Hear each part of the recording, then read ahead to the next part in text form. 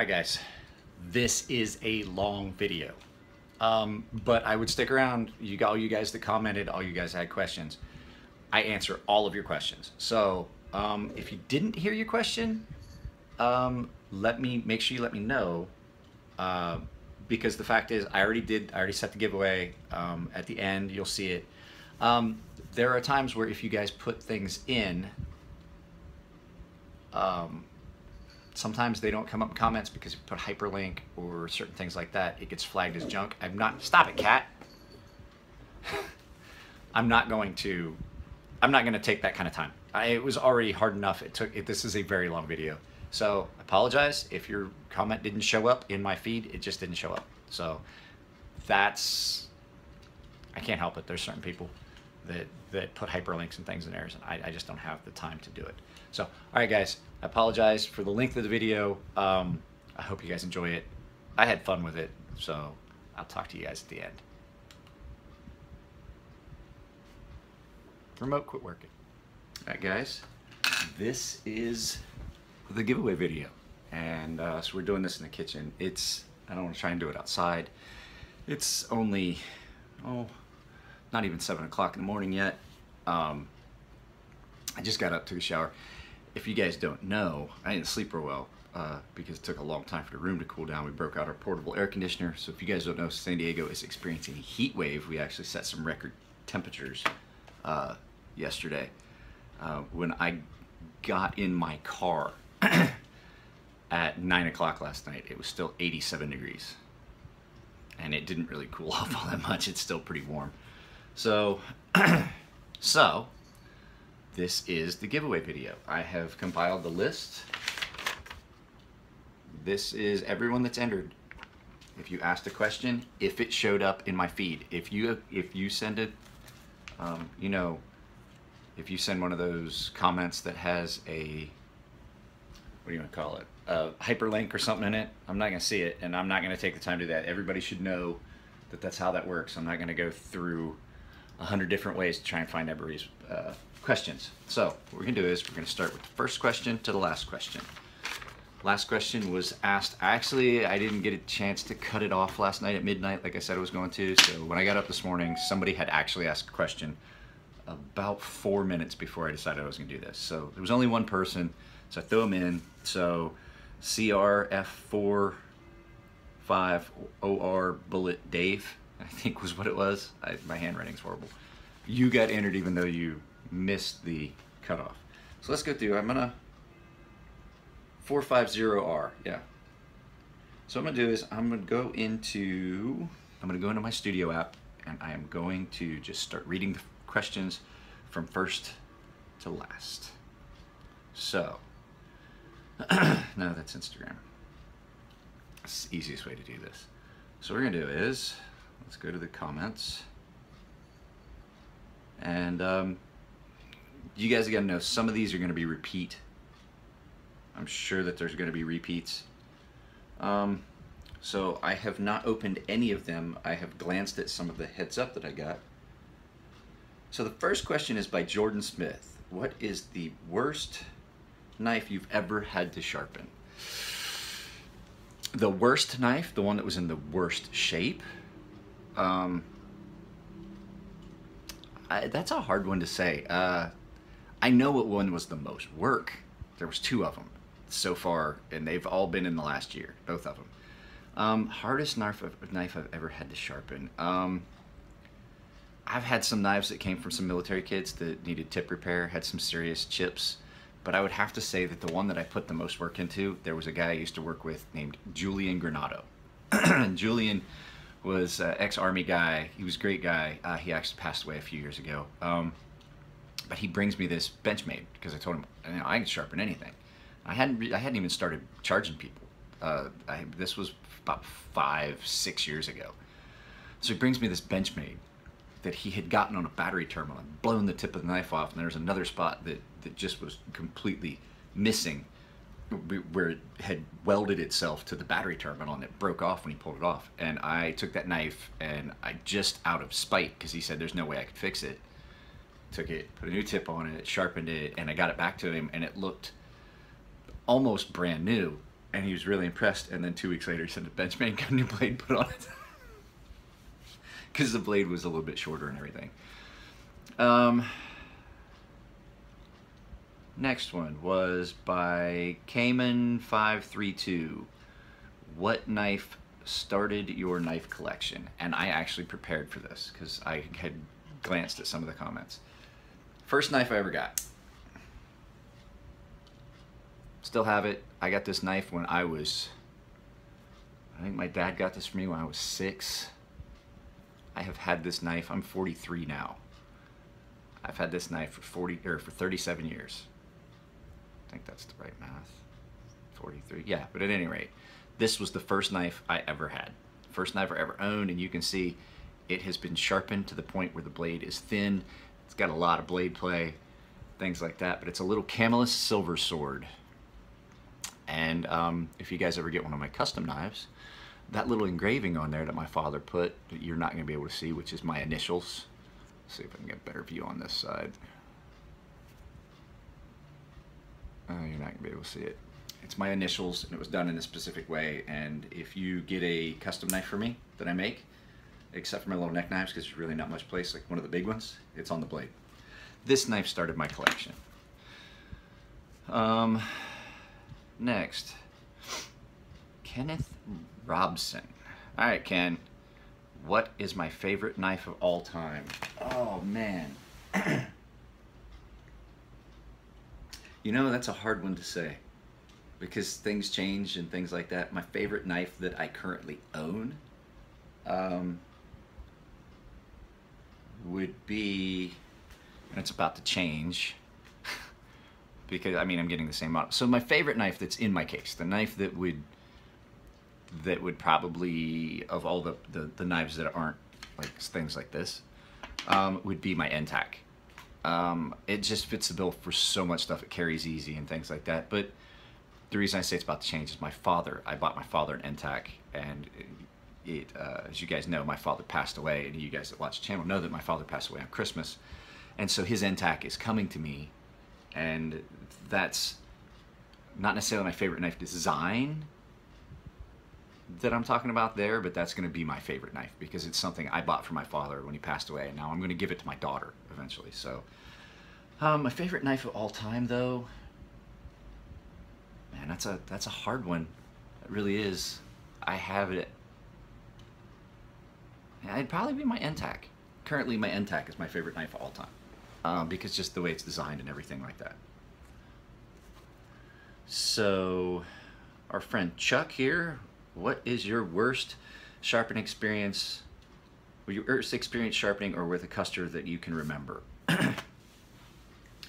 I have only really ever had 2 bad interactions with a customer, but allow me to go grab it. I have a customer whose knife still sits. Actually, I think it got moved. I have a customer that sent me a knife. And as you guys know, I had quoted him a price of $25 a blade. That's my standard price. And so he sends me a trapper, and there's 2 blades on it. And I said, you want this whole knife? You want the knife sharpened? You don't have just one blade. You want sharpened on this? He said, no, sharpen the whole knife. And then I sent him the invoice for $50. This was horseshit. You said 25. I said, no, I said specifically in the email. I can show you an email. I said $25 a blade. And he goes, well, that's just a little old timer trapper that I got, a Big Bear trapper, and it's not even worth $50. And I was like, well, here's the thing. Unless you pay me, you're not getting your knife back. And we went back and forth and back and forth and back and forth. And I still have his knife because he never paid me. That's one of the worst interactions. I've never really had a bad interaction with a customer. There is a guy, and I mean, I can say I have had a bad interaction. There is a guy, and I'm not going to call him out, but we went back and forth because I did exactly what he wanted, and then the edge was so thin that it wouldn't hold an edge, and he blamed me, and I said, okay, fine, that's it. I'm never going to sharpen anything for you again. And the guy has sent me knives, and all I do is I catch them and I rate return to sender. So he's out the shipping, and I'm not touching them. So I have done that. we'll get back to the worst experience sharpening. My favorite locking mechanism. Give me a second. Give me a second. I'm gonna go grab something.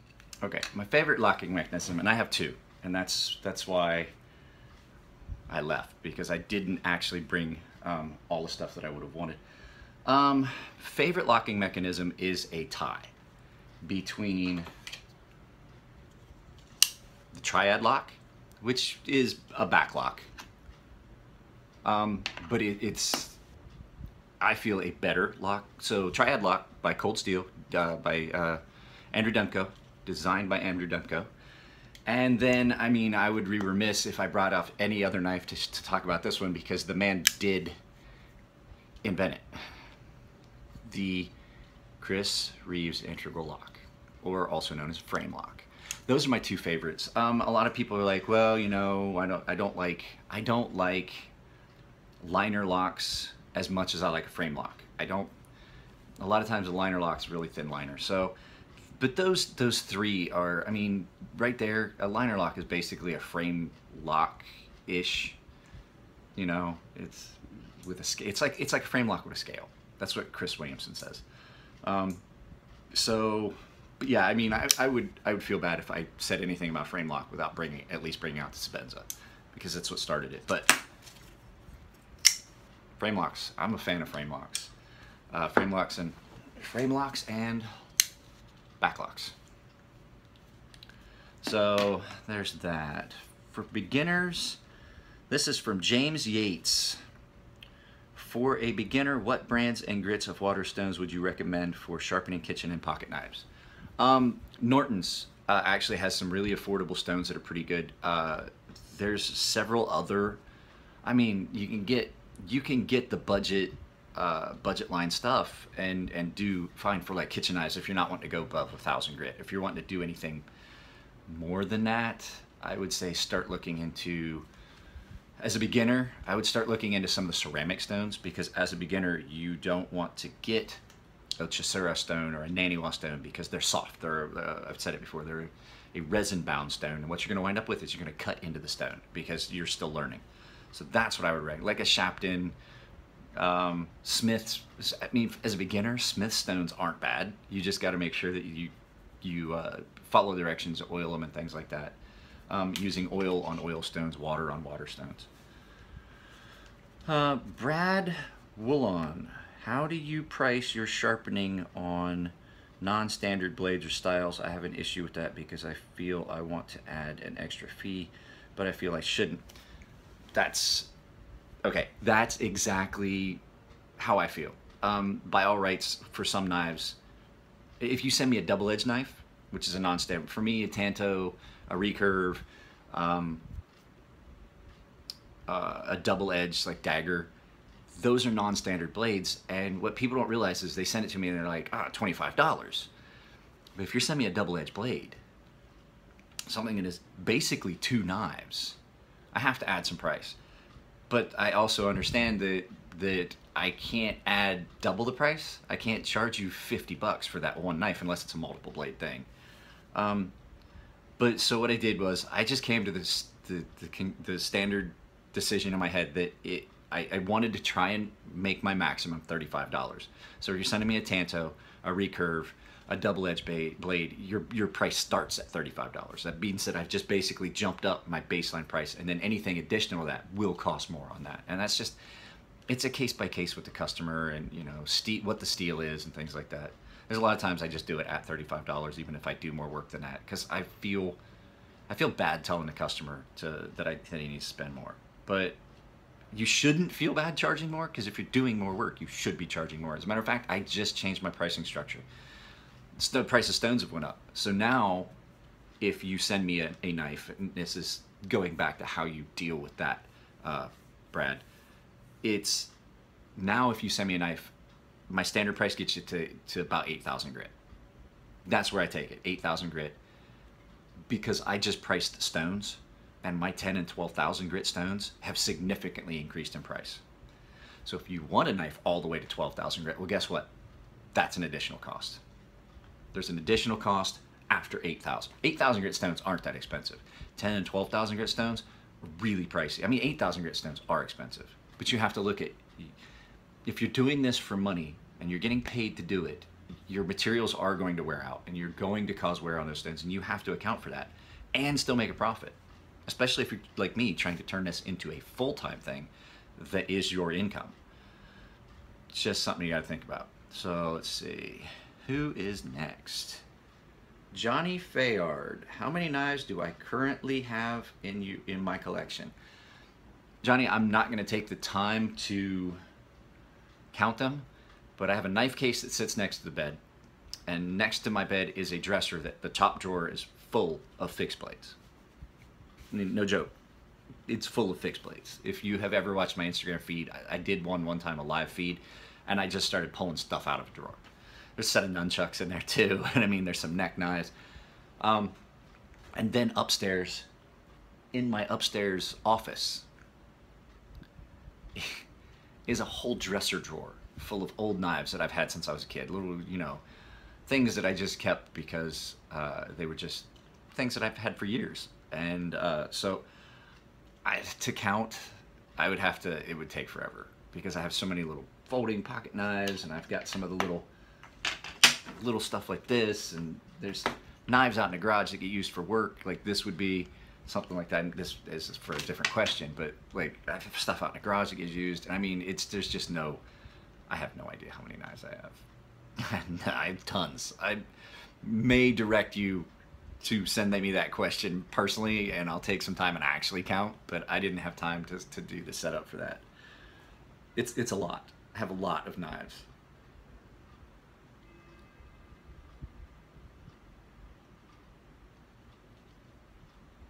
Why, say this is from Ghost Neck. Ghost Neck says, why do you think cold steel leaves a couple millimeters of the edge unsharpened on some of their knives? My American Lawman has about 2 millimeters unsharpened blade. So this one actually has a sharpening notch that came from the factory that way. I think it's just poorly thought out design. I really do. I think that they could do their sharpening notches so much better. I have an answer to a question in here that's going to surprise a lot of people because I'm going to talk about cold steel knives. But I think it's just their knife designers design something, and as for them, not, I mean, as much as Lynn Thompson is a knife enthusiast and a knife company owner, there's people like me that get into the minutia of the knife, and I know that it looks nitpicky, and I get comments about things like that, but most of the time it's just poorly thought out design. So what happens is sometimes instead of that notch being on this side, the blade side, it winds up being on this side, and it just comes up to the hard ricasso, and it's just something that I don't think they think out. This one actually needs a larger sharpening notch because if you can see, it's actually starting to have a spot where it ramps up. Now, I use this knife a lot. It has been sharpened a lot, and it's starting to get that look to it, like it's been sharpened a lot. This was a gift, another gift from my father. So that's what I think. I just think that they don't put as much thought into their design because they're doing mass production as, say, a company that's doing smaller runs, like Ferrum Forge or Brian Nadeau. But Brian Nadeau is a full custom. I mean, you could argue that Ferrum Forge is full custom too. But some of the companies that are putting out smaller runs and have, you know, stuff like that going on, I think that is why you see the difference.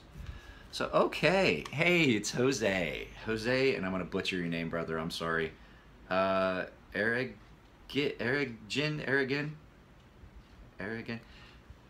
Jose bought one of my knives. Jose's been a good customer sharpening stuff. He's been a follower for a long time. So he says, Jose asks, what is the one knife or knives that came in for sharpening that you wish you could have held on to for your own collection? Ah, hold on. Hold on to that thought. I could grab them right now.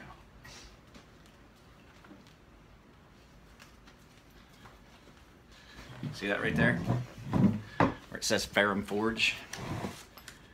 When I first started doing my sharpening service, that I really wanted to do it big and try and make this a business, Elliot Williamson said that he wanted me to sharpen all of the Maker's Choice on the Master Blaster run. And so it's become a thing where these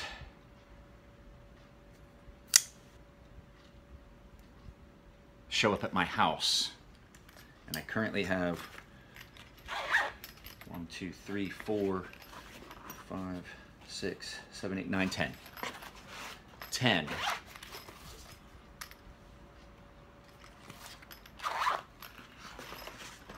Let's see what this one is. Of the Maker's Choice knives. And these ones, every time they come in, I mean, I just got goosebumps. That's how you know you're not a normal knife guy. When you look at one and you get goosebumps. It's like the audiophiles that when they hear certain music, it gives them goosebumps. There's certain things that I see in the knife world that just give me goosebumps. There it is. There's 2 of these red and black ones. Goosebumps. With Damasteel blades, with the 2-tone ceramic.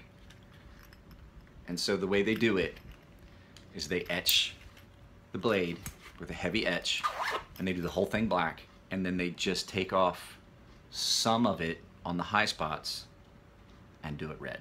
There's a purple and black one in here. These, if I could keep these, my God, if there was a way, oh jeez, I love these. Every time they come in, it amazes me at how, I mean, they're awesome. They're incredible. I've never seen anything like it, and I've seen a lot of knives. There's no one else out there doing that. So those would be the knives that would come in that I would not want to get rid of. There was a Direware. My friend Mark's Direware. Not because it was something that I would want for myself, but just because it was so over the top, and it was almost like it would be a conversation piece. So, and I have to warn you guys, I'm going to put it at the beginning, but this is going to be a long video. We have 60 people that ask questions, and we have just barely started.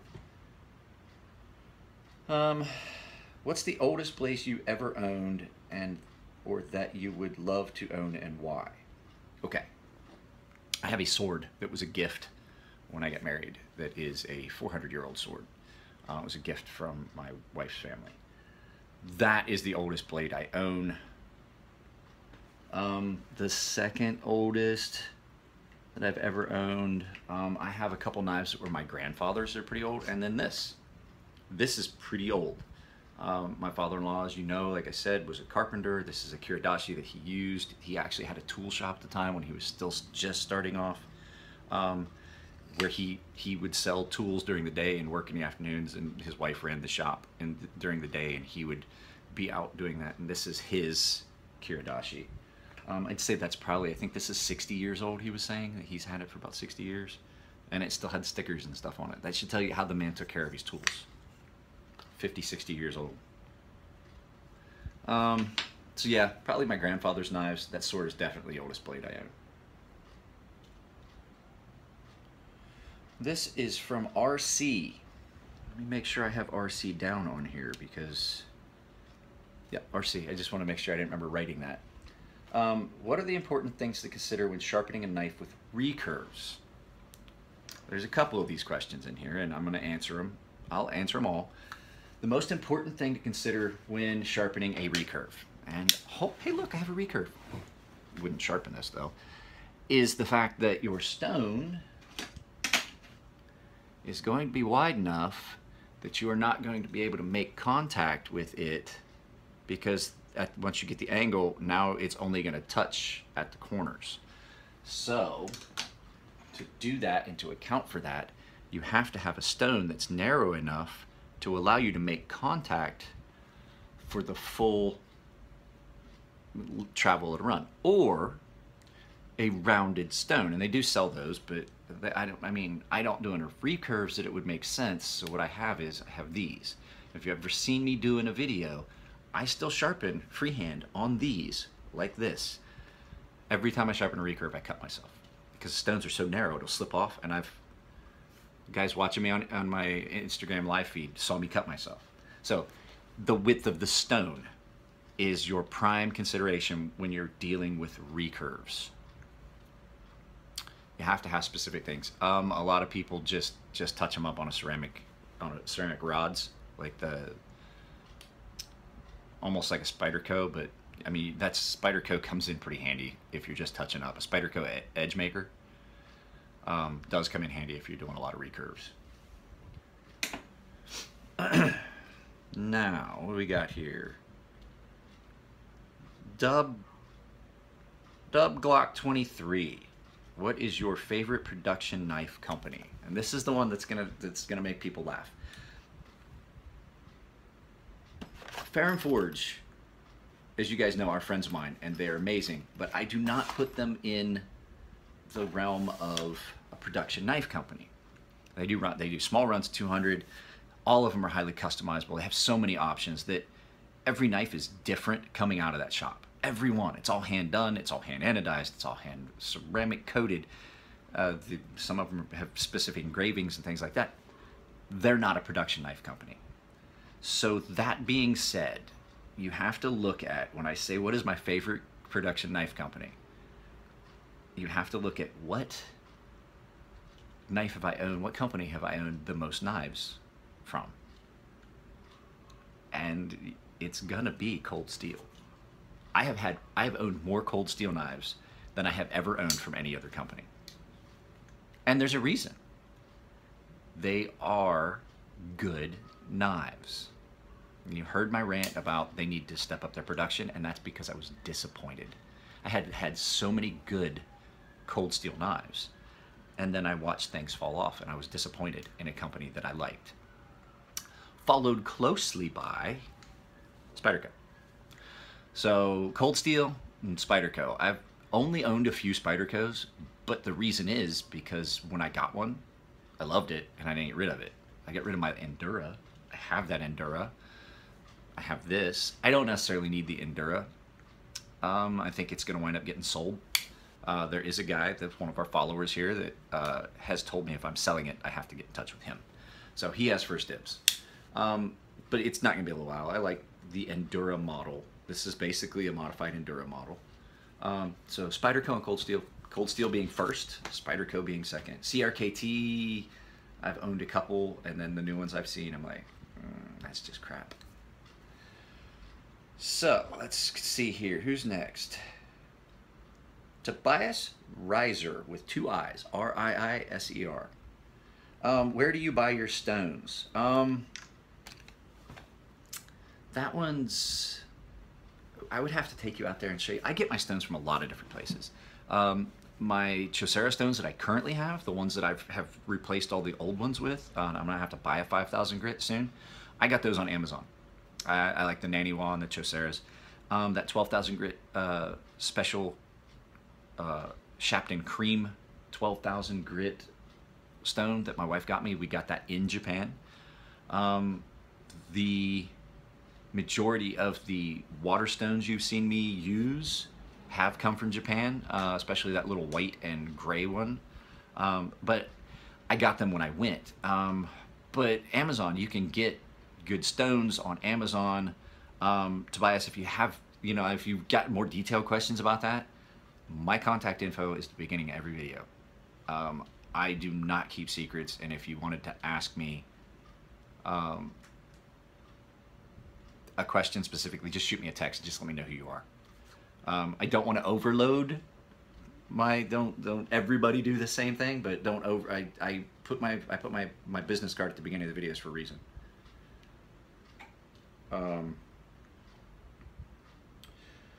This is from Jovan Trejulo. I apologize if I pronounce you guys' names. I have followers all over the world, and some of their names are extremely hard to pronounce.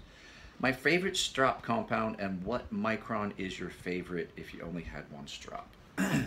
So my favorite strop compound, the one that is all around perfect, that you could use on any knife, if I had to choose one, because those diamond, they can be touchy with certain steels, and you can't use it. You can't use that diamond strop, those balsa wood diamond strops of mine on SM100. It pulls the diamond matrix out of the balsa wood, and it sticks in the steel in the metal, and it's not like you can wash it. It's in the metal. It's embedded in it. And so with that being said, I have that leather strop that I made that some of you guys have seen. It's a piece of 2x4 with a piece of 2x6 on top of it. Backwards. It's a piece of 2x6 for the base and then a piece of 2x4 on top. And I took an old belt and I took it and I stuck it on there and I screwed it on and then covered the screws so I wouldn't hit the screws. And I use chromium oxide, the green buffing compound. And I don't use the one that's for straight razors. I don't use the really soft one. I use the one that's made for a buffing wheel. It's a 1 pound block, and I break it in half and I use part of it, and it works really good on all steels. You just have to be careful because you have to make sure you load it, because like I said before in the videos when I was talking about stropping, you want your stropping matrix to be fresh. That way it's cutting sharp lines as opposed to rolling over your microstations and rounding them out, and it feels sharp but it won't bite. So there's that. Chromium oxide I think is my go-to if I only had one to pick. But my other strops I take down to a 0.5 micron. To answer your question about microns. William Burke, Mike, have you ever sharpened a blade made of M2 steel, and if so, what was your opinion of it? There's a lot of knives that come in that I just don't know what the steel is. And so I don't know if I've ever sharpened M2. That'd be a hard one to say. So I can't tell you. So John Ham, Mike, I'm new to sharpening and want to get a fixture system. I'm wondering what you might recommend. Wicked Edge, Viper Sharp, and others. Thanks. God, I hate. You guys know I don't like fixtured systems. I have one. I have an Edge Pro. So my friend Nico, that you guys have seen in videos before, my little buddy Nico has got a Viper Sharp, and he got rid of it because the stones were coming apart. It was not a good system. It was a well-designed system, but the materials used were poorly done. The Wicked Edge isn't bad, but people have a tendency to take it to the extreme and make angle edges too thin. From what I understand, I've talked with Nick Shabazz about it.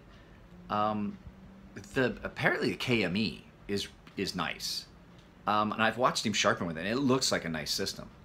I like the Edge Pro if I'm gonna have to do it, but with the Edge Pro you run into some unique problems too. With an Edge Pro, the grit has a tendency when you lay a knife down on that platform, the grit gets underneath it, and then you wind up with scratches on the blade, which is something you have to be really careful with if you're doing somebody's expensive knives. I haven't used my Edge Pro in probably 6 months. I only use it if somebody requests a specific angle, and I have an angle block now thanks to Nico. He gave it to me because he doesn't need it. So, yep, Josh, I mean, if I was gonna give you a recommendation, I would say get one of the ones that, looking back on it, I would probably go with the KME versus the Wicked Edge, because the KME allows you just flip it, and it's in a fixture, and it's not getting that grit up under the platform. But I think that the Wicked Edge is a little bit sharper. Not sharper, cheaper. I'm getting Instagram questions too. I posted something on Instagram and now I'm getting all these questions. Minima, I like that name. That's actually pretty good. Minima asked, if I could only have one knife for the rest of my life, what would it be and why? Now, here's the thing. It would be reliant on the fact that I would have to be able to replace that knife with the exact same knife. That would be the only thing that I would say. And I brought it out here because I had seen, like I said, I kind of perused these questions, but I didn't open any of them. That way I knew what ones were for the giveaway. Amora Companion. It's not too big, it's comfortable, it's about a comparable size to, if you look at blade size, it's comparable in size to a lot of the folding knives I carry. It is a fixed blade. You're not gonna have it fold shut. It's not gonna wear out the pivot. And these are amazing knives for about $12. The sheath has got a hole to let water out. It's a nice hard sheath. They lock in nice. You can carry it belt carrier, you can just throw it in your pack. These, I think, if I had to have only one, and this is the sharpest knife I own, by the way. That Scandi grind, and then I did my Scandi grind on it. Sharpest knife I own. It's frightening. I don't even like touching it. This would be what I'd have to say. If I could only ever have one knife, this would be what I would take because of the utilitarian purpose. You can use it for everything.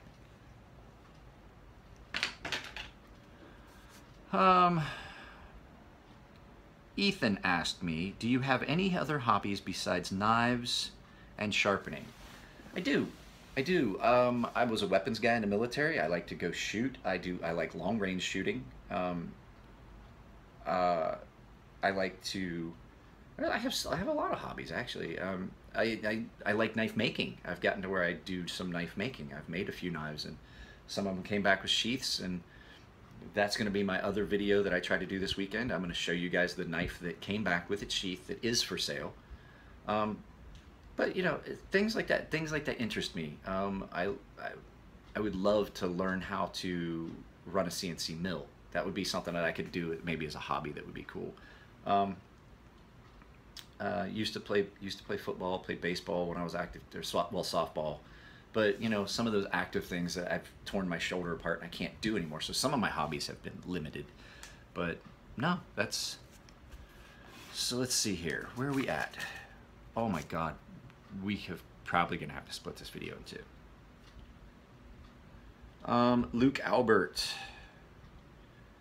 Damn, you're at 999. So awesome. If you could only have one knife, if you're one single knife ever, what would it be? It could be a current knife that you own. If not steel, pick SM100. I just answered. So yeah, like I said, Luke, this one. Because of the ease of replacement, if that's what we're talking about. But I mean, that's a pretty robust knife. I'm pretty sure it's gonna last a good long time. And I would like to say that it would be something like this, but this is a bit too big. You want something that's easier to just hold on to and use. It's smaller. What blade shape, blade length, opening method, or lock? If I only had to have one knife, it would be a fixed blade. It would be a fixed blade. As much as I am a folder guy, folders will not put up to as much shit as a fixed blade. What is my next grail knife? I don't know. My grail knife was this. A Ferrum Forge Fortis. I fell in love with this knife a couple years ago, the first time I ever saw one, and especially in that specific blade finish. And my friend Nico got it for me as a gift. And I don't know if I have anything, you know, I don't follow, you know, I didn't go to G9. And Nico wanted me to go with him. He wanted to try and get a couple of us to go. So did Matt. And I have enough in me that I would go to a knife show and I would tell knife makers exactly what I thought of their knives. So I don't follow that stuff real close. I don't know what's coming out. I don't know what's new. Well, actually, no, I can honestly say, a Brian Nadeau mini Typhoon in a drop point or a Spanto. Oh, I've seen one that he did as a Spanto. That would be a grail knife for me. A mini Typhoon and a Spanto, and then I would anodize it myself. That would be it. KYZOZ. So Kai Zaz. I don't know how to pronounce it. KYZ Oz. Putting together a bug out blade. What fixed blade or folding knife would you want in a bug out bag if you had to run to the hills to survive, and why? This question means a lot to me. Thanks for your time. This one. I mean, leather sheath, not gonna hold up as well. Plastic, you're not gonna, I mean, you could possibly ruin this sheath. what can that not do? What can that do that this can't? This can be done for meat processing. It can be done to do small tasks. With it being a Scandi grind, they're fairly easy to maintain because you just lay it down and lift it up, and then flip it, lift it up, and just marry that angle up. Yeah, I'd have to say it'd have to be, this knife is gonna be the answer to a lot of the questions. I hate to tell you. One of these Mora companions. They have another one that's a bit more expensive. It's a bushcraft one that has a built-in fire stick. But I mean, if you buy a fire stick, these are cheaper. Those are 60. These are 12. I think I paid 12 for this. And like I said, you can get them wicked sharp, and there's no reason you can't use that for just about any outdoor task. It's got enough belly to skin with. I mean, it's pretty much a perfect outdoors knife. Ever had to sharpen a sword? So my friends that know me know. So this is from Legal Insanity. The S is a 5 on this one. I actually, when I was taking Kenjutsu, which is the bladed martial arts for cutting, I had gotten all the stuff, and I practiced on a crappy beater sword, and I got to where I was able to maintain the traditional geometry. And I did, you don't, for a Japanese sword, you don't sharpen, you just readjust the edge geometry because it's an apple seed grind that goes from the spine all the way to the edge. And so, yes, I have sharpened a sword. I have sharpened like a gladius style short sword and things like that. And would I ever do it again? No. No.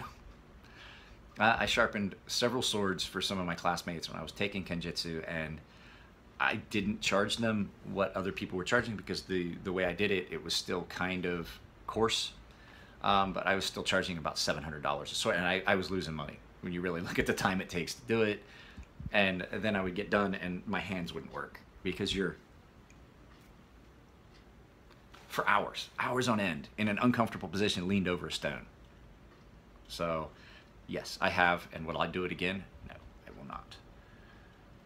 What's the worst injury someone ever has gotten from my edges? My unit badged me up with sharpening a few guys. Banned me from sharpening after a few guys. So this is Mastermind Young 14. Mastermind Young 14 and I have talked a few times. So he says, what's the worst injury you've ever gotten from, someone has ever gotten from one of your edges? My unit banned me from sharpening after a few guys needed stitches. Ha ha ha. I had a guy send me a balisong, and it was one of the discontinued Benchmade models, and he had a guy that was going to pay him a lot of money for it. And he sent me a balisong. I think it was a Model 42 Benchmade, if I remember correctly, and they don't make that anymore, I think. And I sent it back to him, and he had a case for it and all this stuff, and I sent it back to him. I said, look, it was really dull when you sent it to me. I said, if this is the way most of your knives are, this is probably the sharpest knife you've ever held. Just please don't fuck with it. Because I could just picture. And so, of course, you know, guys in these early 20s had gotten the knife handed down to him from a family member. And so he was showing off to his friends. He showed him how fucking shiny the edge was. And he's showing off to his friends. And he's flipping it. And I get a picture, and I'm not going to throw it in. I get a picture texted to me. And he says, you need to resharpen my knife. What? And I look at the picture, and he had cut the tip of his thumb off, straight through the thumbnail, and went into his index finger, which was right behind it, and cut it all the way to the bone from that knuckle clear up to the tip. He took the tip clear off his thumb, and it still cut his finger. And he told me that I had to resharpen it because when it hit the bone, now it's got a dull spot.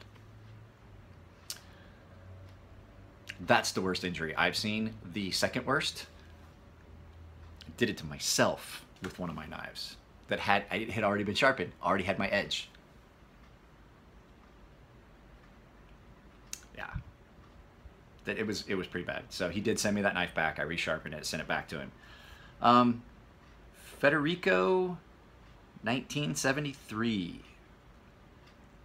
What was the first knife that you sharpened that made you decide you wanted to make a sharpening business? Make sharpening a business. The first knife that I sharpened, it made me want to do it. It wasn't that. I sharpened a lot of knives. It wasn't, it wasn't any specific knife. I just always enjoyed it. What it was I realized, because I was on a ship in the Navy, and I realized that people were coming to find me, and I was still doing it for free. And I was like, well, wait a second. If I have a skill that I could offer, and so that's when I really thought about it. But that was back then, and that was before I finally had refined it. It's only been a couple years. The thing that made me do it when I realized that I was not afraid to put one of my, at the time, $1,200 knives on a stone and just watch Netflix while I was doing it. I was like, you know, I think I'm good enough at this now that, you know, I'm pretty confident I am not going to screw things up. So it wasn't a specific knife. It was just a specific, oh yeah, it probably would have been a knife. It was a custom knife that I owned. When I was doing it, I was watching Netflix and not really watching and I was like, you know what? I'm pretty good at this right now. I mean, I'm not saying I'm the best at this, but I'm good enough at it that I could probably charge somebody for this. And it just kind of went from there. So that was probably about 4 or 5 years ago.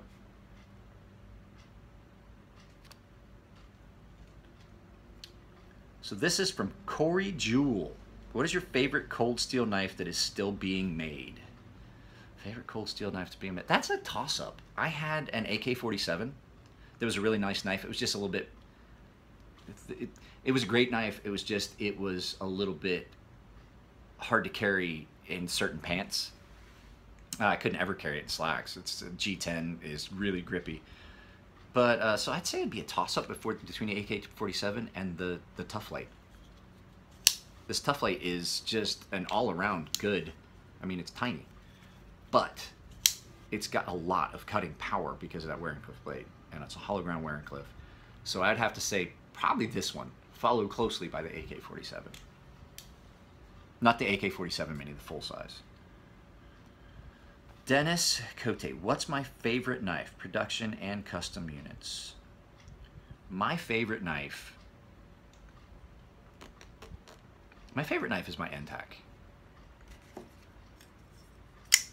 And I think this is a tie. I think this ties the NTAC. The only reason I say the NTAC is because I say favorite, this is my favorite knife.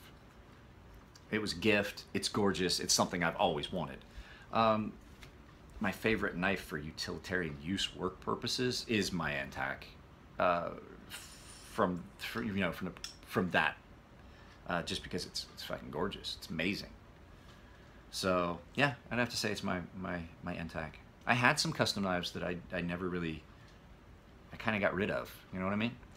Marcus Hofer, can you recommend a KME?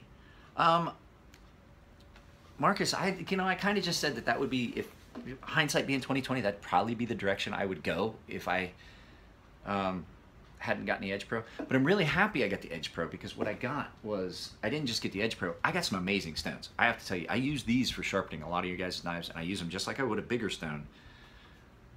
But they're a lot less maintenance intensive, and they're a lot cheaper. And they do a really amazing job. If you guys get one of my edges, 90% of the time what you're going to find is I did them on these stones. And I have the Chaucera stones for those going up to 10,000 grit.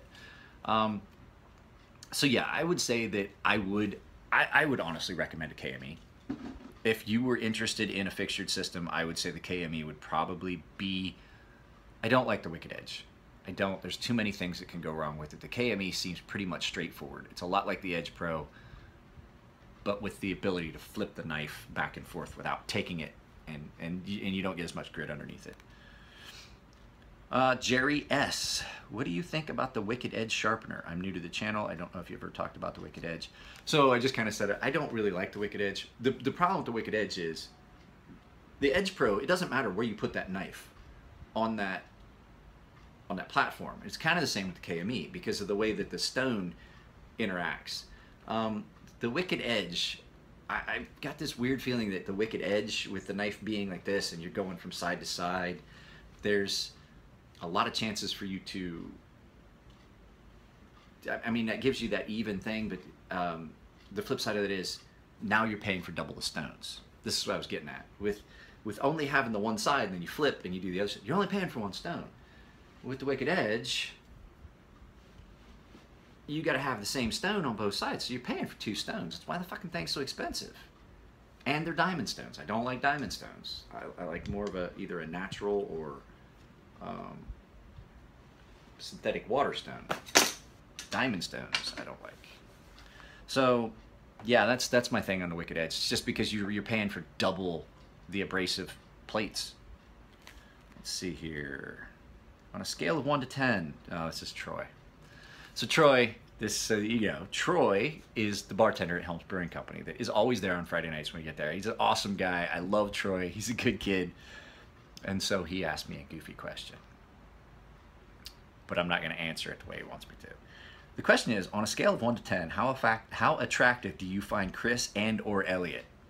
No, they're not ugly guys. They're actually, they're fucking handsome dudes. All guys can recognize when somebody's a handsome guy. But the story. Here we go with the story. This is for you, Troy, because last night you were telling me how much you love my stories. So my best friend Clint came back from a concert with this girl Nikki. That they're like brother and sister. They are the best of friends. They go to Warped Tour and see all these concerts. Now you gotta remember, Clint is coming up on his mid-30s. Nikki just turned 21, so she's dragging him to these punk concerts. And I mean, don't get me wrong, that's all he listens to, so it fits right in. But he's the old guy at these concerts. So he comes back, and oh, Ice Hawk commented, sorry, I'll answer your question, but you are not going to be entered. The cutoff already ended. So anyway, so Clint goes to this concert, and he comes back and he goes, bro, like, I saw the lead singer of this band, and I was like, yeah. And he goes, dude, the guy is pretty as fuck. I was like, what? He goes, yeah, the guy's on that list. I was like, what list are you talking about? He's like, yeah, you know that list that if, you know, I'm not gay, but if I was gay, I'd fuck this guy. And I was like, I don't know what list you're talking about, bro. I don't have that list. And he goes, all guys have that list. I'm like, and I looked at him and I was like, you know what I don't know what I find more disturbing. The fact that you have a list of dudes that you would fuck if you were gay, or the fact that I know because you're my best friend and we're best friends that I'm on that list somewhere. I don't know which I find more disturbing. There's your story. There's your story, Troy. Told you it was going to happen. Clint's an interesting, unique person. You guys got to meet him on the racetrack, or on the way up to the race. So Felipe Russ, if I could only have 2 sharpening stones, killing me here. If I can only have 2 sharpening stones, which would they be and why? They would probably be a medium and a fine Spyderco ceramic, because that would get you just about anywhere you need to go on anything, and you cannot wear a ceramic stone out. You can break it, but you can't wear it out. That's why.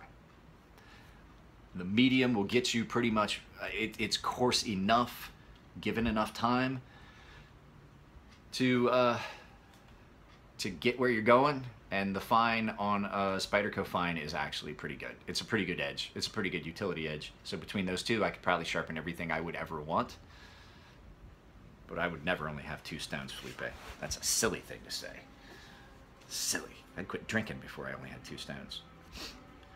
Adam, oh my goodness. Adam, and I'm going to try and bring it up. I can't. I'm pretty sure it's Russian. Adam with the either Polish or Russian last name. I'm sorry, I can't pronounce it. It looks like it's P-O with the thing A-R-A or A-R-I-S-N-S-S-O-N. P-O-R-A-R-I-N-S-S-O-N. Okay, so Adam, what's your favorite traditional knife pattern? This is why I like the NTAC so much. The NTAC is a pretty standard design, almost like this. Just a traditional drop point hunter with, you know, a good bit of belly. Well, hang on a second, I'll go get it and I'll show you.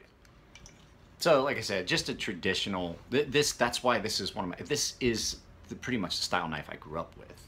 It's good for outdoors work. It's good for work. You can use it to skin an animal with because it's got enough belly. It's just a pretty much utilitarian blade. And I have a few knives that kind of fall into that.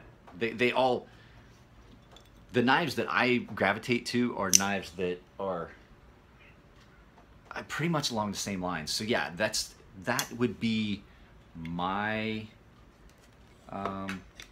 favorite blade style. I like Warrencliffs, but that really falls in. Even like this one's got more of a drop to it, but this is that RJ5 that Ken sent me from Raging Jap Knives.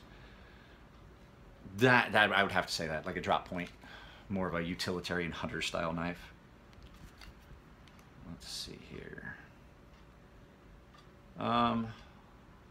Almus Quoch, are you interested in historical knives?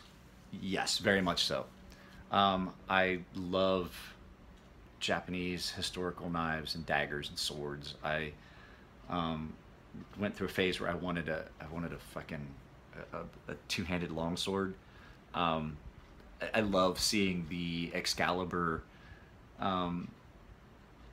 blades that they're the Excalibur knives that they make that are they're not historically accurate, but yes, I love historical knives and blades and things like that. So let's see here. So hi dude, which is Ben, what do you think is the most overrated knife there is today? I think the most overrated knife is today. That's a hard one, Ben. I can tell you the overrated companies, but the most overrated knife I can think of off the top of my head, because I actually had one come in for sharpening, and I didn't even give it a video. It was the new Lion Steel, the one that won the Blade of the Year. Because I mean, it really wasn't that special. It won Blade of the Year. It won an award at Blade Show, and I get one in. I was like, what the fuck, bro? It's an integral fucking. I still didn't like it. Nick Shabazz did a video where he took his apart. I don't know. I don't like it. Another one would be the. I can't even think of it off the top of my head. Yeah, I'd say that one. That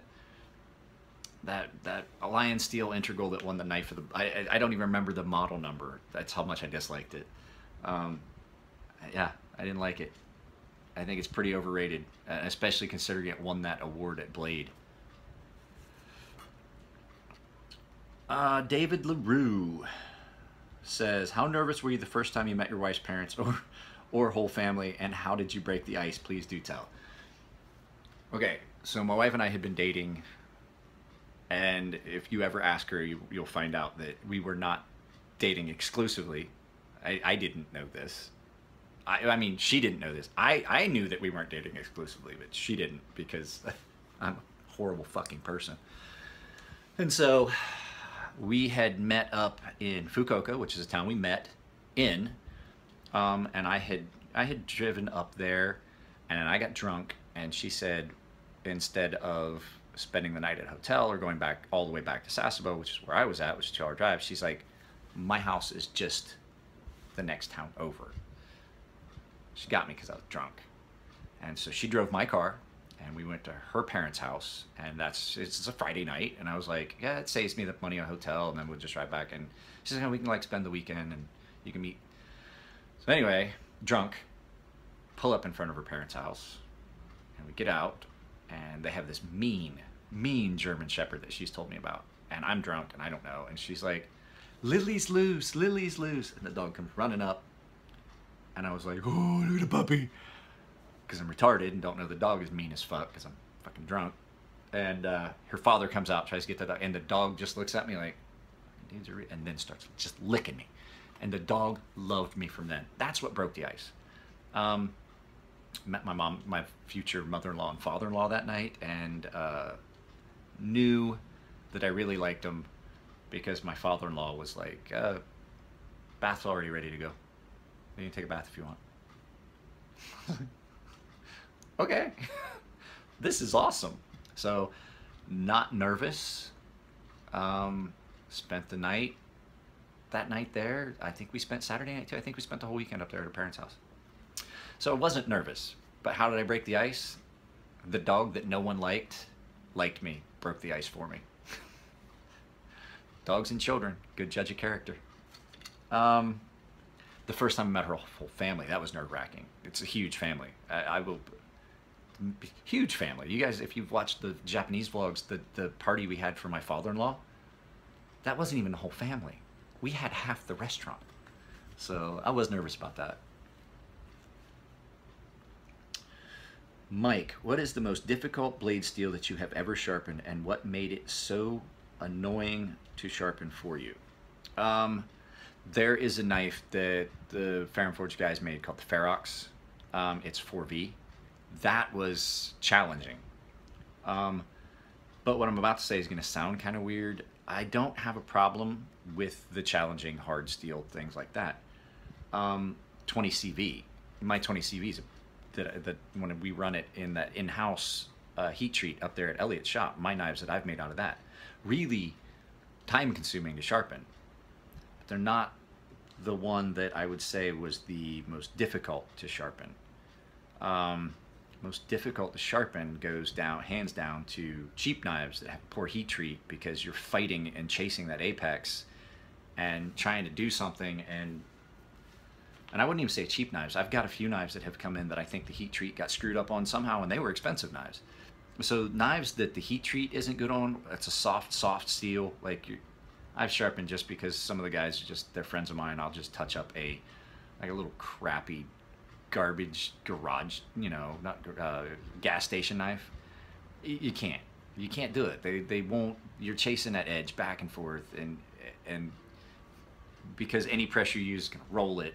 That's, I would say that the garbage cheap steels are so much harder to sharpen.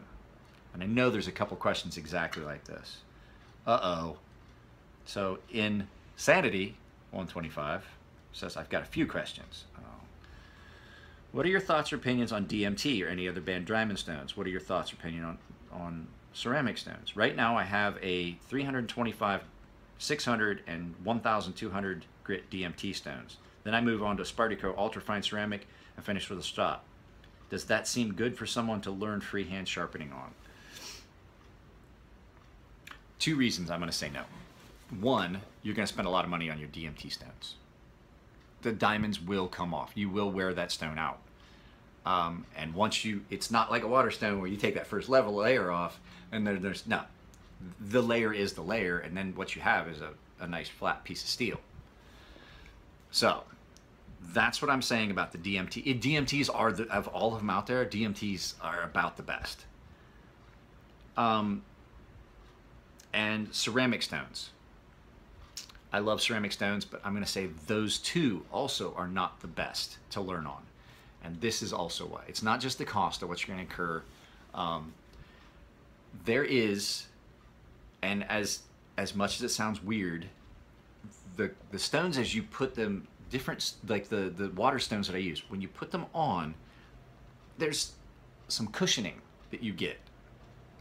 And there's enough friction with the slurry it builds that you're easily able to maintain your angle, because there's some friction there's some friction there holding that angle for you. On the ceramic stones, they're slippery as shit. You really, really, really need to know that you're maintaining an angle, because they'll slide right off the stone, because there's nothing there. There's no abrasive coming off of the stone that's forming a slurry that's holding almost a vacuum to that, and there's no friction. There's none. There's no friction on that.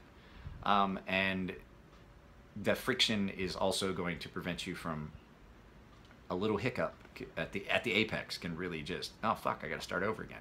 So that's what I would say. I would say get some cheap water stones and work your way into practicing on the ceramic stones, but I wouldn't recommend the DMT. You're gonna wind up spending so much. I have one and I use it to flatten my stones. That's pretty much what it gets used for, or for some serious edge repair. So there you go, insanity. So Tom Connolly was the one that had asked, what's the most difficult blade steel to sharpen? I'm sorry, I got to remember to make sure I say. So Ajax NWO, have you ever sharpened Maximet? tell you a story. I have not. I had somebody try to send it to me, but after talking to Elliot, I decided I did not even want to try it. He tried to send me a Spyderco, which Elliot says is not as hard as some of the other companies using MaxMet. I'll tell you why I don't want to, and I won't, and I refuse to. MaxMet, having talked to Elliot, we sent a text to his steel guy, the guy that he relies on to tell him, you know, this is what's up with steel and this and that. The guy that knows, if anybody knows more about steel and metallurgy that I know, it would be this guy that Elliot was talking to, knowing more than Elliot, I mean. And so Elliot deferred to him, and the guy comes back and he goes, why? Why would you even think about making a knife out of that? That's ridiculous. And Elliot's like, why? And he goes, I don't see why anyone would make a knife out of it. It's like 13% tungsten. So what happens when you forge that? You get tungsten carbides in there, which means that basically what it was is they wanted something that was almost as hard as tungsten carbide, but they could still sharpen. For the cutting industry, for high-speed cutting, high-speed tool, 13% tungsten. It's ridiculous. There's no reason for that. And it's strictly because they can get to they can advertise that they can take it to 71 Rockwell. Just because you can, should you? I mean, there's better all-around steels than a steel that's 13% tungsten, and then you can't ever sharpen your own knife. I won't sharpen it. You would have to figure something else out. You send me a MaxMet blade, it's coming right back to you. If you don't tell me it's MaxMet and I get here, I was like, oh, it's MaxMet. Sorry, you have to pay me $7 to ship your knife back to you, dull, like it was. Dane 127. What's your least favorite production knife company, and what makes you not like them? Oh, I love you. So Dane 127, you've probably heard my rant. I hate Emerson knives. I'm not even going to pull any punch. I hate Emerson knives. I see no redeeming qualities in their business practices. I see the fact that basically they are selling you at a $200 price point something that you could get from M-Tech for 10. The blade steel is probably a little bit better, but it's 154. It's 154 cm, which is not a bad steel, but it's definitely not $200-300 knife, production knife steel. To put that in perspective, that's that. Followed closely by Benchmade. Now Benchmade, I used to love Benchmade, and I knew a guy that worked at Benchmade, and the specific reason that I tell you I don't like Benchmade, and it's nowhere near the seething hatred that I have for Emerson knives. The only thing Emerson ever did that I can think of was he made the wave feature. And I don't see why my fellow military members fucking love Emerson knives. I'm like, I don't see it. Benchmade, my problem is that I had a friend that worked at Benchmade, and when he left, he told me that they were specifically told that they were doing cost-cutting measures and it was going to affect the quality, but they were going to keep the price point the same.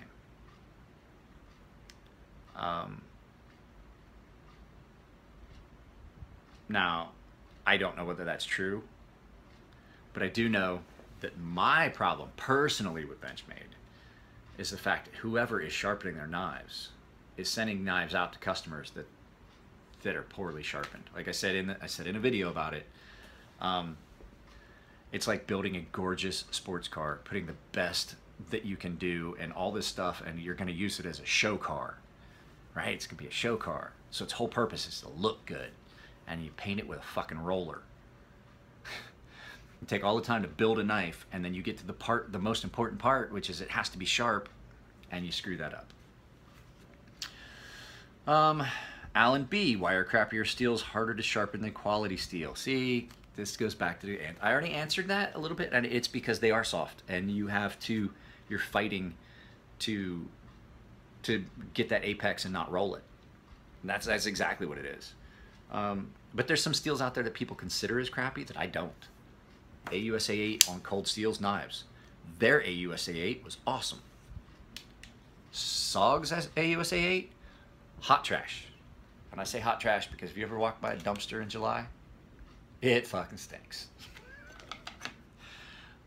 N690. A lot of people don't like N690. I personally like it. Bill and I were talking about it last night. I like it because I can touch it up really easily. This knife gets sharpened probably once a month, if not more, because it gets used. Michael Dunlap. Hey, Mike. Do you have any different stones for knives with extremely deep recurves? Yes, I already showed them. These are what I use for knives with deep recurves. These are a 1/2 inch wide stone, and I do them freehand because it's just faster for me that way. But these let you get up in there. If it was really, really super deep, I would almost want a rod, and I have I have one, but it wouldn't be something I'd be able to get the fine polish on. It would just be that grit and that grit alone. I don't know what to put as my name asked me. How long does it take to master the art of freehand sharpening? I don't know. Some people might be faster at it than me. It's taken me a while. But probably a few years of just practicing and doing it and learning to maintain your angles, and then taking a critical look at how you're doing it, like looking at your edge and giving yourself an honest assessment of did I maintain my angle, or did I fuck around and wind up with facets and the tip's a different angle, and looking, and it's like, okay, it's over on one side versus the other. I didn't maintain the angle all the way to the tip. It's pretty much, it just depends on the person. Daniel Hartman. Mike, what is your favorite knife brand and why? Okay, so now we're talking about not just production knives, because there's no caveat in there, and I think you guys are going to know the answer. It's Ferrum Forge. And the reason I say Ferrum Forge is not just because they're friends of mine. It's the availability of options. Just like Brian Nadeau offers all those options when he makes a custom knife for you. You get a knife from Chris and Elliott. If you want to go over the top and pay the price for a maker's choice that is super customized, you can. I mean, there's only so many spots available, but if you don't want a maker's choice, here's the thing. This is what I said to somebody the other. That knife. Some of these knives in here are $1,200 knives. That knife is the same base model knife that you got if you ordered a Stinger XL. Plain Jane, if you just wanted blasted with a blasted blade or a tumbled blade, it's the same knife. It really is. It's the same steel. It's the same scales. Elliott just engraved it. So the fact that you can customize your knives, and they offer so many options.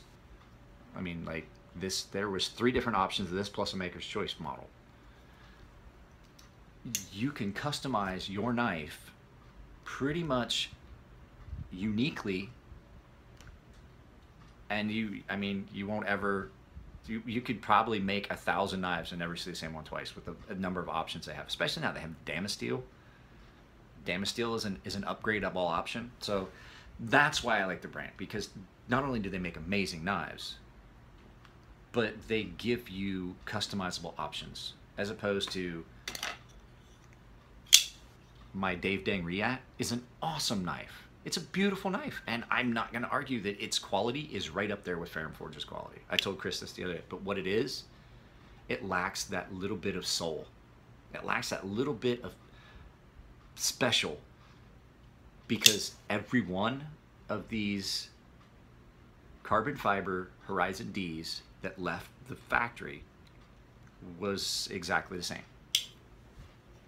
See what I'm saying? There's a lot of hand fitting that goes into their knives and things like that, and it's the little touches that you get on their knives that make it that special, and that's why Ferrum Forge is my favorite knife brand. Pip Corona, boxers or briefs? Both. Boxer briefs.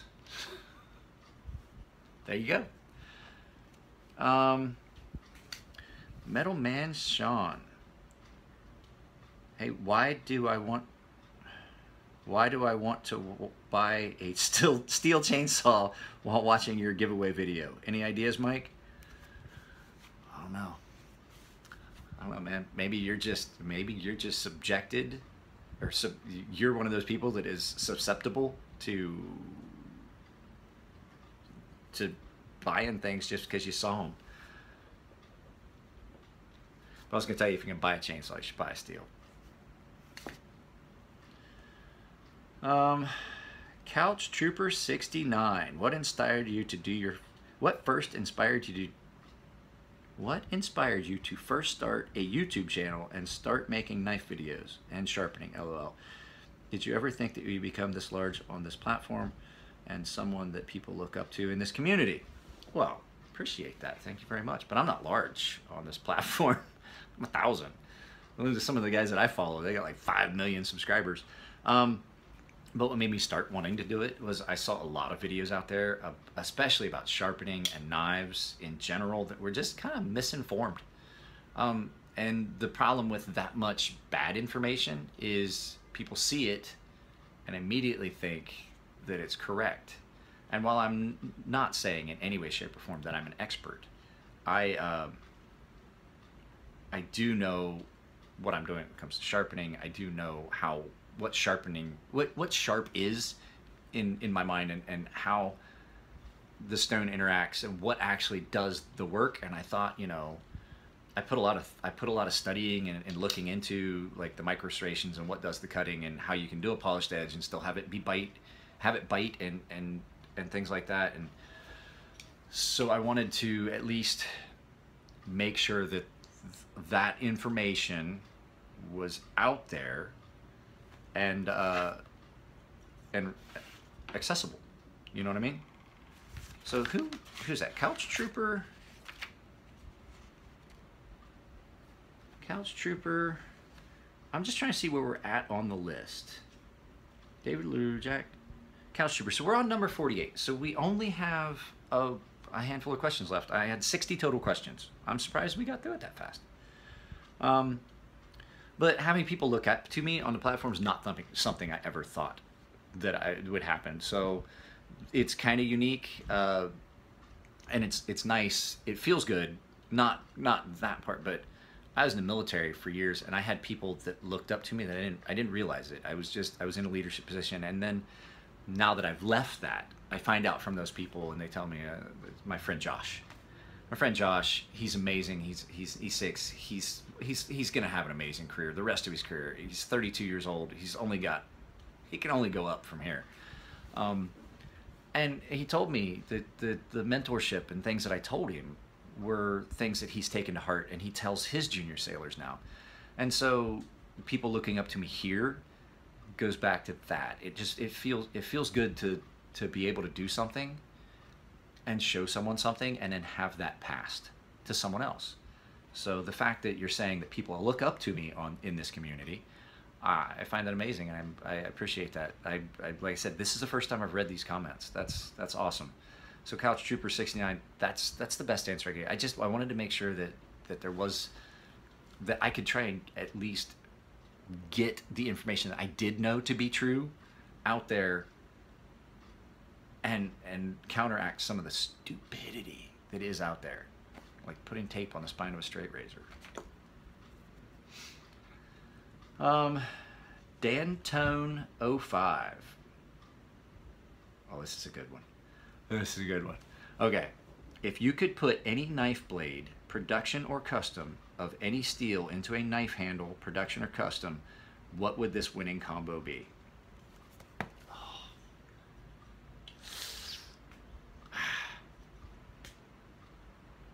Okay, I would take the handle from my DOC.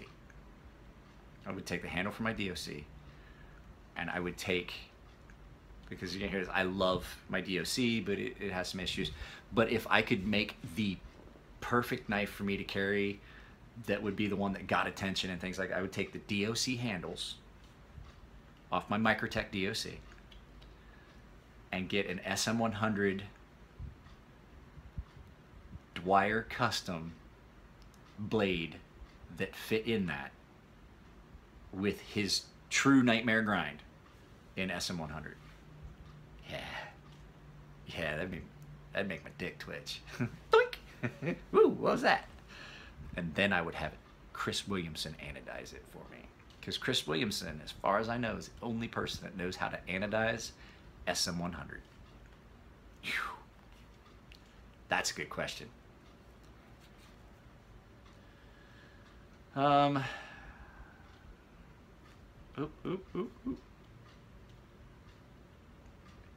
Josh Adams.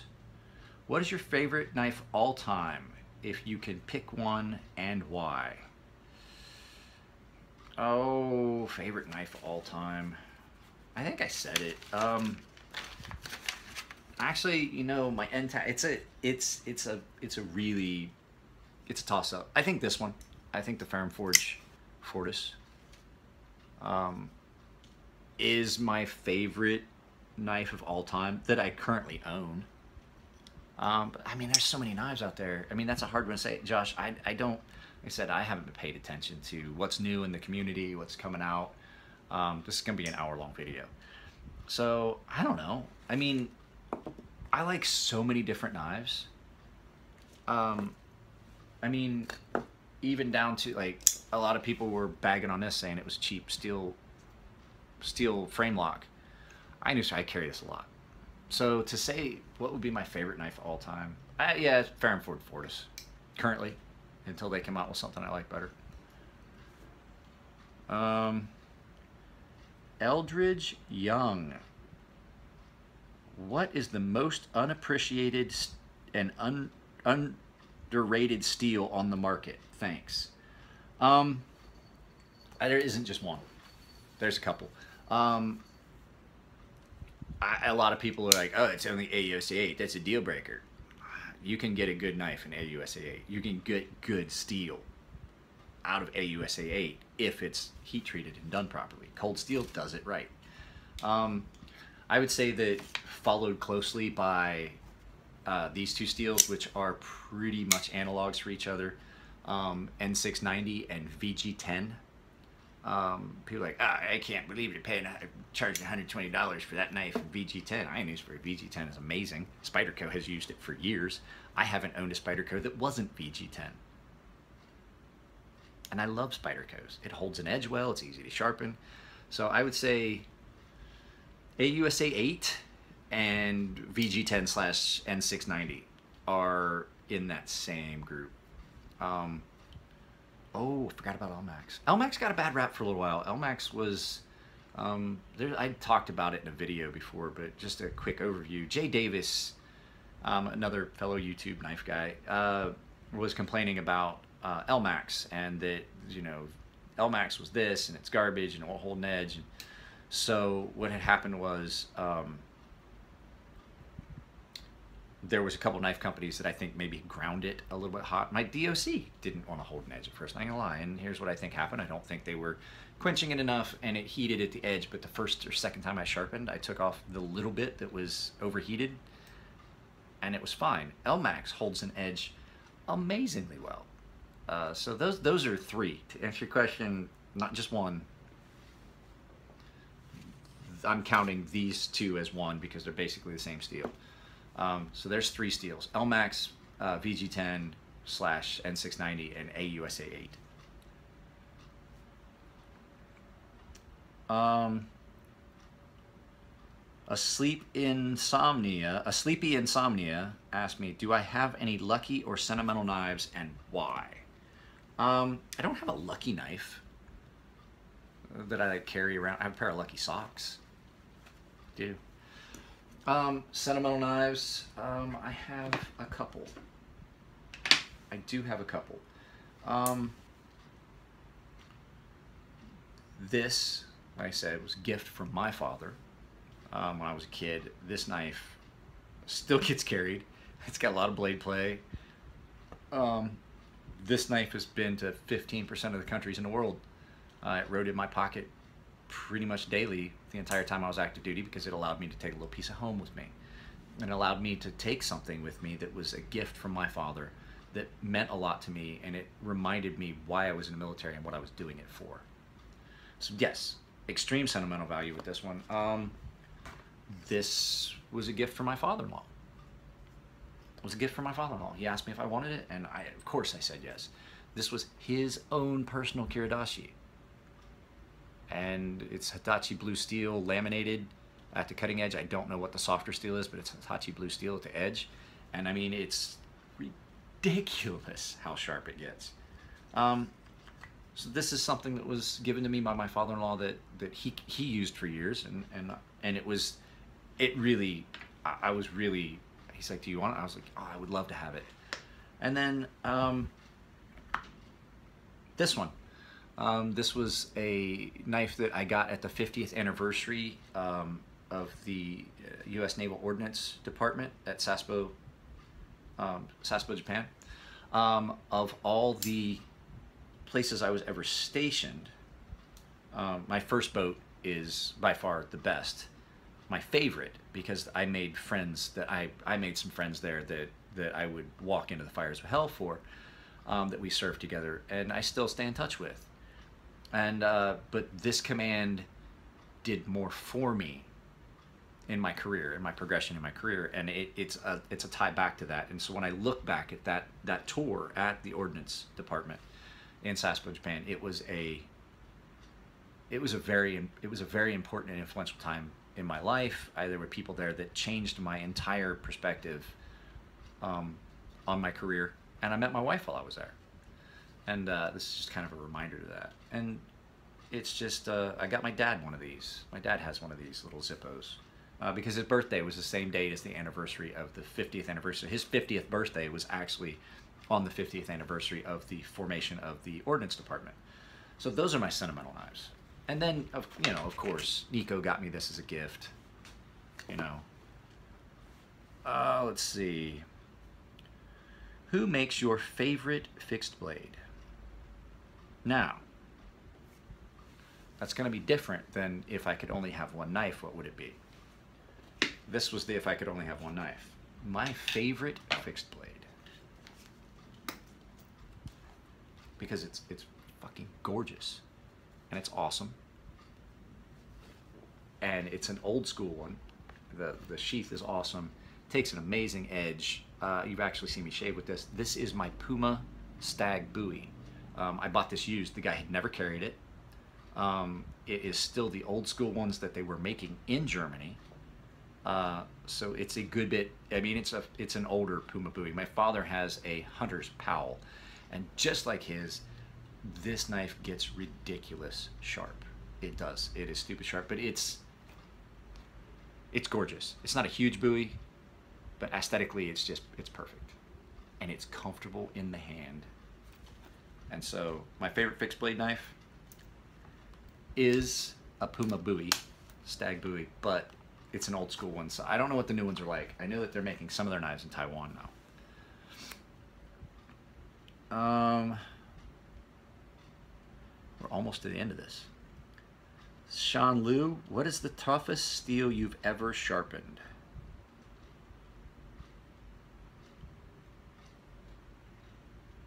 Well, hang on a second. Wait, there's one that got missed.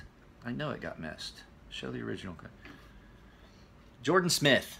There we go. Let me make sure I got Jordan Smith's name on here. So Jordan Smith, let me see. Are you on this list? Jordan Smith, I'm going to add you to this list because somehow your question is not there, but I saw a response to it. To Jordan Smith, you are number 61.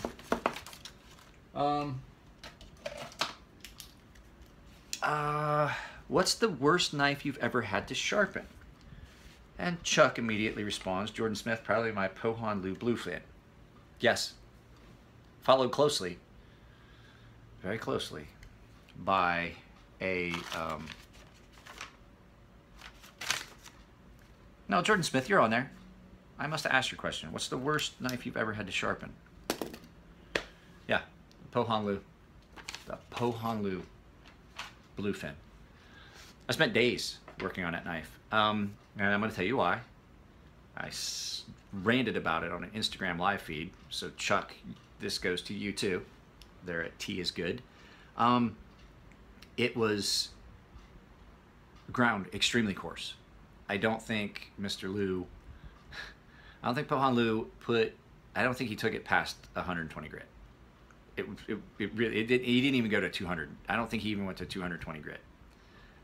And so it was also, I believe, S30V. And so it's abrasive resistant, and I ruined a 120 grit stone. I had to order and a 600 grit stone. I didn't tell Chuck that, but I basically, after that, I had to order a 600 grit stone. Because it was abrasive resistant, and once it got sharp, there's still a lot of scratch pattern in that edge, and Chuck had wanted it perfect, and I just couldn't do it. I spent days on it. It cost him extra, a lot extra. I would say that right after that would be the I would say right after that would be the Condor kukri that my friend sent me, and it was pretty fucking horrible. It was pretty hard work, but he paid me a lot of money for it. But I took my time on that. I was able to do it in periods where I was not. It's like I wouldn't have had to charge him like a straight line. Hey man, I spent like 6 hours doing this. I just did it when I had gaps in between. So oh crap. So Sean Liu, what is the toughest steel you've ever sharpened and maintained? 4V is pretty sharp, or pretty hard to sharpen. It's pretty rough to work with. 4V, and then 20CV with our heat treat in house is pretty tough. S110V, S110V, S90V isn't too bad. I've done a couple of Brian Nadeau's knives. He does them in S90V. It doesn't seem to be too. It's not too bad. S100, S110V is pretty rough to do. So Charles Anderson with 2 S's. Mike, I'm thinking about making a balsa wood strop. Any thoughts on about minimum thickness and what kind of paste you would recommend? I would actually say save yourself the time. There are places that make them for about $20 each, and they come out pretty good. If you use it a lot, you're going to wear it out, and you're going to wind up spending all that time making it, and you're going to have the contact cement, and it's going to just take, you know what? Just go buy them. Look up balsa wood strop, and then paste on the balsa woods. I used a paste before, but I can't find it anymore. It was a polish that watchmakers use for polishing watch faces, the watch crystals. And I can't find it anymore. So what I've went to is the 10 karat.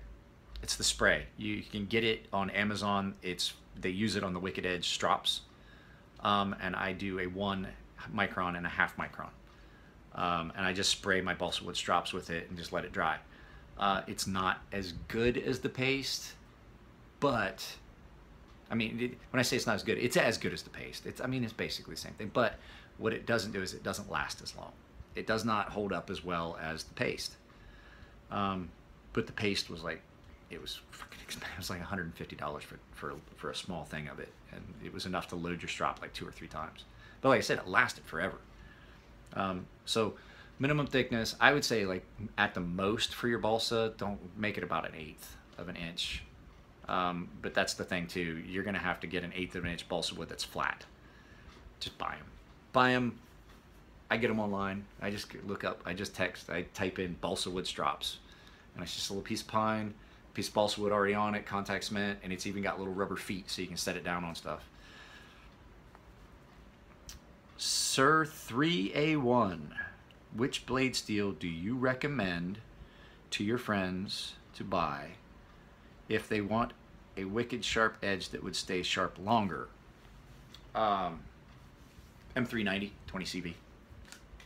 I sharpened the piss out of this, and I maybe have touched this up twice.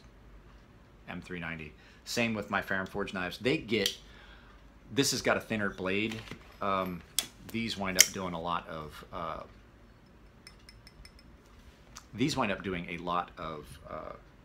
hard cutting tasks. They do. My Ferrum Forge get put through the ringer.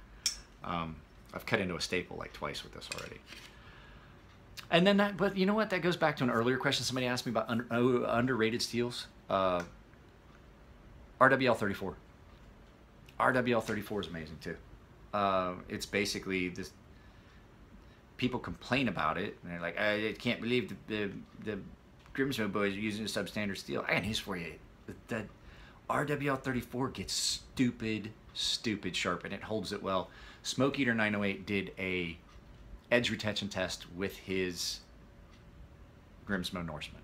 That's all I gotta say. And he cut a lot of natural fiber rope with it, and it held up better than S30B blade did. So what's that got to say? Oh, Outdoors 55. Hey, by the way, go watch his channel. Outdoors 55. What if you had $100? What knife would you buy? If I only had $100. What knife would I buy? Spyderco. Probably Spyderco Endura or Delica. If I only had $100 and needed to buy a knife, I could get it for less than $100. I don't know, some of the newer cold steels too are right around the $100 price point. I mean, these are like 30. If I had $100, I'd get 2 of these. I get 1 of these and a Spyderco. That'd put me right in the ballpark. I think these are like 30 bucks, 20, 30 bucks. And then a Spyderco Endura is like 60, 70 bucks. Right in the ballpark, get 2. Daily Defense. Would you rather have a Marfione custom or any Maker's Choice you want? Oh, definitely Maker's Choice. Definitely Maker's Choice. If I got to pick the Maker's Choice I wanted, fuck yes, I would want a Maker's Choice. Marfione custom. He continues to make that model over and over and over and over and over and over again. There's only 10 of these. 10 ever.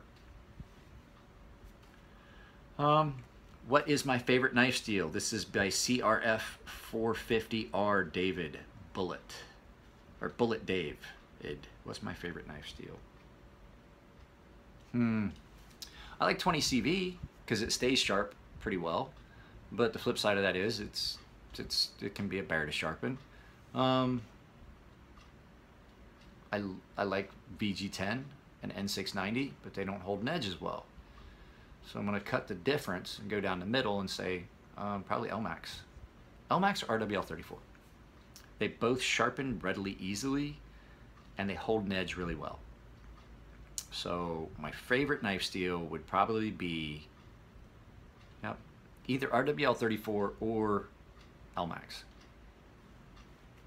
Just because of the utilitarian, you know, I sharpen it easy and it holds an edge really well. So that's somewhere in the middle between the upper aspect where you're looking at this as a bitch to sharpen sometimes, and the lower aspect where it's really easy to sharpen but hold an edge. This holds an edge really well. This holds an edge for crap. Well, not for crap, but not near as long. So right in the middle would put me at about LMAX. And now IceHawk O's, you are not going to be entered in because the cutoff was actually at midnight last night. Well, you know what? I can add you in. I'll add you in. What is the worst mistake you've made sharpening or reprofiling a knife?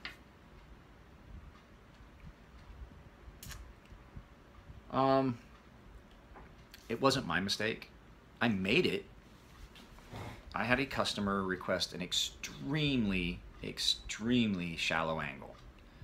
And we're talking, the inclusive angle was about 20 something degrees. I think he wanted 21 degrees. He wanted 21 degrees inclusive, which, so you guys know, that's really thin. That's 10.5 degrees on each side. And I told him, you know, you think you want that, but you don't, and it's gonna wreck the knife and all this. And I did it, and I sent it to him. And I mean, I couldn't even use any pressure because the edge wanted to roll. And he's like, "You fucked my knife up." You fucked my knife up, and I want to tell everybody I know that not to send knives to you. And I'm like, well, it's great. How many people do you really know? you asked for this, and I've got the emails saying that you asked for it. But his problem was the first time he cut anything, the edge rolled because it was really thin. So the biggest mistake I made was even accepting that, request. I did have to wind up reprofiling my knives. I had screwed it up, and what I did was I basically just took it down a rock and just dulled it and started over. So, yeah, I can't think, unless you go back to when I was a kid and had just learned to sharpen. And I mean, you can see the profile on this is actually really, it comes way up, but I did a really heavy recurve on this now. But I mean, I screwed this knife up a few times. I'm not gonna lie, I screwed it up a few times, but I'm gonna tell you, it's stupid sharp. So I really can't think anything other than that. So yeah, no, that'd be it. All right, guys, that is the last of the questions. So what I'm going to do is I'm going to pause. I'm going to bring up a random number generator. We have 61 people. And Ice Hawk, I'm going to put you in because you were in before, you got your question in before the end of the video. And I'm going to pause. This is a very long video. I apologize, guys. It's a very long video. But I'm going to pause, and I'm going to get this number generator pulled up somehow, and we're going to see who won. All right, guys, here we go. So the number is going to be, so minimum is 1, and the maximum number is 61. And I'm going to hit generate, and we're going to find out who won. Generate. It is number 7. So number 7 is Mr. James Yates. So Mr. Yates, I will message you. I will go back to your question and message you and let you know that you won. So I am going to try and cut this off. I got to charge my watch. And I got to put all this stuff away before my wife gets up and throws a fit that I screwed up the kitchen table. So, number 7, James Yates. All right, guys, I know it's a long video. I apologize. This is amazing. I appreciate this. I love all you guys. It's great that you do this. I had 160 views on this. I was expecting a lot more questions, but that's where we're at, Mr. Yates. As soon as you see this video and as soon as you get the response, let me know. I will get that. I probably should sharpen it and get it sent out, but I'll get it sent out to you soon. I want to make sure that I've got it. I've got to get all of these sharpened first. This is a whole box of Maker's Choice. So, all right, guys. That's it. Take it easy. Take care of yourselves, and I will see you next time.